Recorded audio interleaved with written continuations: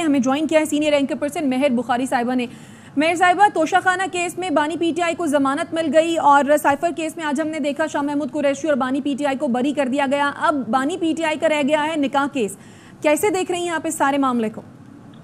जी, जितनी स्पीड से इनके फैसले हुए थे प्री इलेक्शन की शब, आपको याद होगा, अहम तरीन और गैर मामूली नौयत के केसेस हैं, जिस तरह का निकाह इद्दत केस है, उतनी तेजी से इनको चलाया भी गया और अब फैसले भी सामने आ रहे हैं। इद्दत का केस तो आप जानती हैं कि फैसला महफूज हो गया था, मगर अब इसको आगे फिर मुंतकिल कर दिया गया है एक और अदालत में, वो कि तहरीक इंसाफ ये उम्मीद कर रही थी कि इसको वापस पाबंद किया जाएगा कि उसी अदालत में वही जज साहब अपना फैसला सुनाए, मगर ऐसा नहीं हुआ। मगर ये भी एक अपनी नौयत का एक अनोखा केस है। अब देखते हैं कि इसके साथ क्या होगा। मगर वरना जो अहम तरीन केसेस हैं जिसके अंदर कन्विक्शन हो गई थी इमरान खान साहब की, वो आप देख रहे हैं कि आहिस्ता आहिस्ता करके सारे अपने अंजाम को पहुंच रहे हैं। साइफर के अंदर एक बड़ा तारीखी फैसला सुप्रीम कोर्ट ने दिया, उसके बाद अपील में आपने ये देखा कि because of lack of evidence cipher produce ही नहीं किया गया। इधर भी कानूनी रिलीफ मिल गया है दोनों खान साहब को और शाह महमूद कुरैशी साहब को।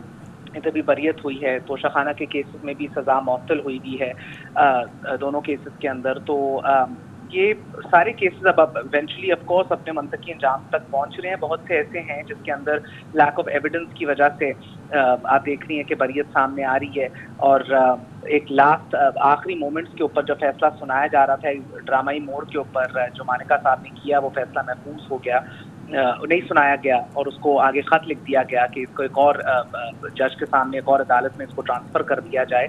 बेहतर था वो ना होता, क्योंकि इतना देर ये हियरिंग चली है, ये पूरा इसकी रिपोर्टिंग हुई है, सारों ने अपने दलाइल दिए हैं, दोनों फ्रीकैन ने दलाइल दिए हैं अपने।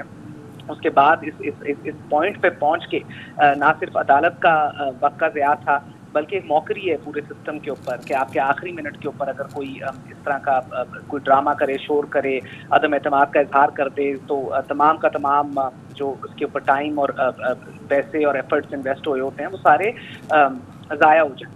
तो बहरहाल, मगर ये आपने देखा है कि साइफर केस भी डे वन से बहुत अहमियत का हामिल रहा है, बोथ पॉलिटिकली और उसके बाद लीगली एज वेल, क्योंकि साइफर का एक अहम तरीन मामला था। उसको अपने पॉलिटिकल अहदाफ हासिल करने के लिए तहरीक इंसाफ ने और इमरान खान साहब ने उसको हासिल किया। ये भी अपने सही डिबेट है, बेहतरीन तौर पे इस्तेमाल किया है, पूरा नैरेटिव और बयानिया इसके ऊपर खड़ा कर लिया, एब्सोल्युटली नॉट का, नॉन इंटरवेंशन का, सॉवरेनिटी का, राइट्स का, और बड़ी अवामी पजीराई में भी इस पूरे बयानिए को। मगर उसके ऊपर फिर ये केस बना है। मगर बहुत सी ऐसी गलतियां होती हैं, बहुत सी ऐसी गलतियां ही कहेंगे आप, जिनकी सो टू से जरूरी नहीं है कि उनकी सजाएं मुख्तस की जाएं और इस तरह की सजाएं मुख्तस की जाएं। ये केस बेहतरीन तौर पे उस नौयत का केस है जिधर आप देखती हैं कि एक इशू को पोलिटिसाइज करके उसको एक सियासी हदफ के तौर पे इस्तेमाल किया गया, उसको यूज किया गया है।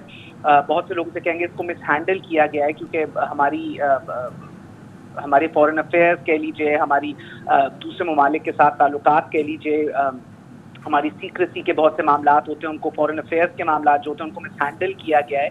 मगर जो सजाएं इधर मुख्तस की जा रही थी, जिनका जिक्र किया जा रहा था, इधर जो दी गई थी, वो भी बहुत हार्श थी। And I don't know, I mean, do we want to head in that direction? ये एक अपने कहीं डिबेट है। I think it is a high time कि आप पॉलिटिशियंस भी इसको डिबेट करें, लीगल मैटर्स से हट के पॉलिटिकली डिस्कस करें कि जिधर ये इशूज़ लेके चले जाते हैं हम एक दूसरे को टारगेट करने के लिए या एक मिसाल बनाने के लिए, ये एक विशियस साइकिल है, उसी के अंदर हम घूम रहे हैं।